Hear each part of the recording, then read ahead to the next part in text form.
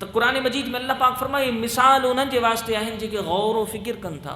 गौर व फ़िक्र करण सां नतीजो निकिरंदो आहे जेके ग़लतियूं हूंदियूं आहिनि उहे इंसान ख़त्म करण जी तलाश में हूंदो आहे, जुस्तजू में हूंदो आहे। त मौला रूम रहमतुल्लाह अलैह फरमाए त हिकिड़ी उहो दुकानदार तोते खे चवणु लॻो, ए मुंहिंजा महबूब तोता, आउं हिंदुस्तान वञा थो, उतां कंहिं जबल मां बि किरास कंदुसि जेको जबल ख़ासि तव्हां तोतनि जो शहरु आहे। तुंहिंजो कोई न्यापो कोई पैगाम तोतनि जे वास्ते आहे त मूंखे ज़रूरु ॿुधाए, आउं उन्हनि खे पहुचाईंदुसि। अल्लाहु अकबर। उन ते तोते चयो उनखे त अदा मुंहिंजो हाल उन पखियुनि खे हीणो करे ॿुधाइजां, मुंहिंजी दर्द भरी कहाणी उन्हनि खे ॿुधाइजां त ए तोतो अल्लाह जो हम्द कयो, उनजो शुक्र कयो जो तव्हां त हिन जंगल में ख़ूब उॾाम जा मज़ा वठी रहिया हो, पर आउं कंहिं वजह जे करे हिकु पिंजरे में क़ैद आहियां, तड़पी रहियो आहियां, सदमे में आहियां, ग़म में आहियां। काश तव्हां मुंहिंजे लाइ बि का कोशिशि कयो, का हिम्मत कयो, का दुआ कयो ताकी आउं बि हिन पिंजरे वारे अज़ाब खां, क़ैद खाने खां, झंझट खां आज़ादु थी जेको फितरत में उॾाम जो मज़ो रखियलु आहे न, मां इहो उॾाम जो मज़ो वठां।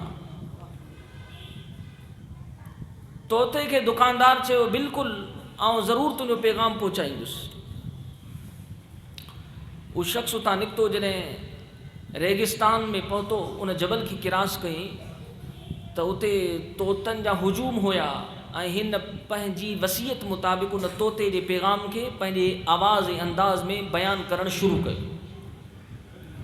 जॾहिं हिन तोते जे मामलात खे उन तोतनि जे अॻियां बयानु करण जो हिन शुरू कयो, अल्लाह अकबर, तव्हां त हिन ॾिठो इत्तिफ़ाक़ सां त हिकु अधु चंद के तोता हुया जेके इहा ख़बर ॿुधण खां बाद में उन वण तां किरंदा विया हेठि ज़मीन ते ऐं उहे बेहोश थी विया। ईमान अफ़रोज़ मिसाल आहे, ईमान अफ़रोज़, जेकॾहिं तव्हां सां गौर सां ॿुधूं था। ऐं मुंहिंजा हीअ लफ़्ज़ बि यादि कयो जेके मां शुरू में ॻाल्हाया त अल्लाह तबारक व ताला किनारो जेको तलब कंदो आहे न, किनारो खपे बचण जे लाइ, पाणी में ॿुॾण वारो किनारे खे ॻोल्हींदो आहे, त ईमान ई हिन दुनिया वारे जहान में, गंदगी वारे जहान में ईमान बचाइण वारो मोमिन बि किनारो तलाश कंदो आहे।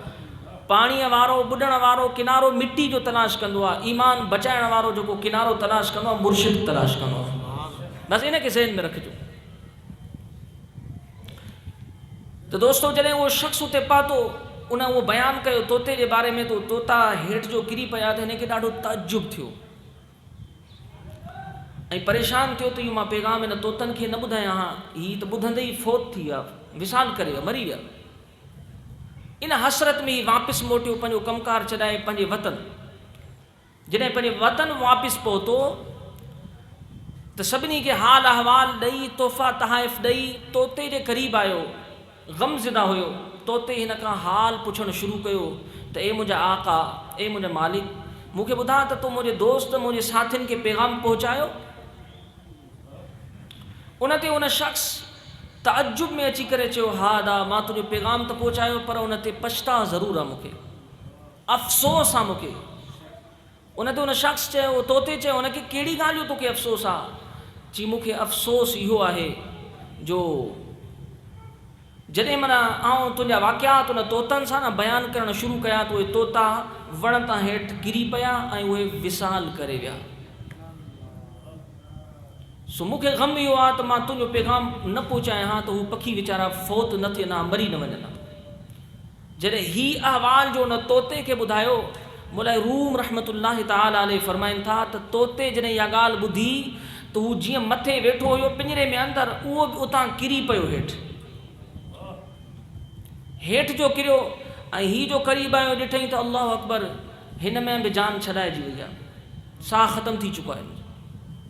तवजो, दिलचस्प नुक़्तो अची रहियो। दुकानदार खे अफ़सोस थियो, हसरत थी, अजब ॻाल्हि आहे, अजब राज़ आहे। हिन तोते जो पैगाम त हुननि खे पहुचाए ऐं हुननि जा त मां सिर खणी आयुसि, पर काश मां उन तोतनि जो अहवाल हिन खे न ॿुधायां हा, एहतियात कयां हा, ताकी ही मुंहिंजी महबूब चीज़ हुई, घर जी ख़ूबसूरती हुई, हिन खे आउं ॿोली सेखारी हुई, हिन जी जान बची वञे हा। अल्लाहु अकबर। साथियो, जॾहिं इहो दुकानदार इहा हसरत कई, तोते खे ॾिठईं, क़रीब आयो त उन में चुरण पुरण ई न हुयो त ही पिंजरो खणी ॿाहिरि आयो।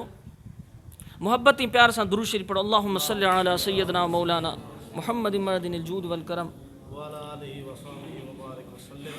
अल्लाहुम्मा सल्लि अला सय्यदना मौलाना मुहम्मद मर्दिनिल जूद वल करम वअला आलिहि वसहबिहि वबारिक वसल्लम। मुरे रूम रहमतुल्लाह अलैह फरमाइनि था त उन शख़्स खे जॾहिं अफ़सोस हुयो उन तोते खे खयो, पंहिंजे तोते खे खणी चई हाणे विसाल करियो आहे, हिन खे काथे उछलायां। अल्लाह अकबर। फरमाइनि था जॾहिं उन शख़्स उन खे तोते खे जीअं जो उछलायो, मुअल सम्झी त उन में जान अची वई, उॾामणु शुरू थियो ऐं वण ते वेही करे ख़ूब आवाज़ ऐं ॿोली ॿोलणु लॻो। उन ते उहो शख़्स हैरान थी वियो त ए तोता एतिरी बेवफ़ाई, एतिरी गदारी। त तोते यक बक उन खे आवाज़ ॾिनो त ए शख़्स, तू इन राज़ खे न सम्झो, तो इन राज़ खे न सम्झो। कहिड़ो राज़? जे राज़ ही हो जो आउं ला इल्मु हुयुसि, इल्मु मूं वटि कोन हो त मां हिन पिंजरे मां, मां हिन क़ैद मां पंहिंजी जान कीअं छॾायां। अल्लाह अकबर। जॾहिं तो मुंहिंजो पैगाम उन तोतनि खे पहुचायो जेके असां में वली हुया, अल्लाह अकबर, उन्हनि किरी करे मुआ कोन हुया, उन्हनि मुंहिंजे तरफ़ इशारो ॾिनो त हीअं पाण जी हस्तीअ खे, वजूद खे ख़तमु कर, अल्लाह तोखे नई ज़िंदगी उॾाम अता फ़रमाए। त दोस्तान मोहतरम, काइनात में जाहिल जो मिसाल, लाइलिम जो मिसाल, जंहिंखे इल्म दीन कोन्हे, जहालत जे करे उन तोते वांगुरु आहे जेको दुकानदार जे पिंजरे में क़ैद थी साला साल उॾाम जे लुत्फ़ ऐं मज़े खां महरूम रहियो। अल्लाह अकबर। जॾहिं जाहिल, जॾहिं लाइलिम माण्हू इन हालत में दुनिया जे झंझट में क़ैद थी वेंदो आहे, ईमान तबाह बर्बाद करे छॾींदो आहे, ऐं उन वक़्तु जॾहिं उन जो हाल अल्लाह जा वली ॾिसंदा आहिनि, पंहिंजे नज़रुनि सां उनखे उहो जाम प्यारींदा आहिनि। इश्क़ मस्ती जो उहा कैफ़ियत उन में पैदा थींदी आहे। उहा कैफ़ियत उनखे दुनिया जे झंझट मां कढण जे लाइ ज़मीन ते किराईंदी बि आहे, इधर बि कंदी आहे, उधर बि कंदी आहे। हालत इश्क़, हालत वजद जॾहिं उनजे मथां तारी थींदो आहे, इहो किरी जॾहिं उथंदो आहे त ईमान जा आला मक़ाम ते फाइज़। तो निगाह वली में वो तासीर देखी, बदलती हज़ारों की तकदीर देखी।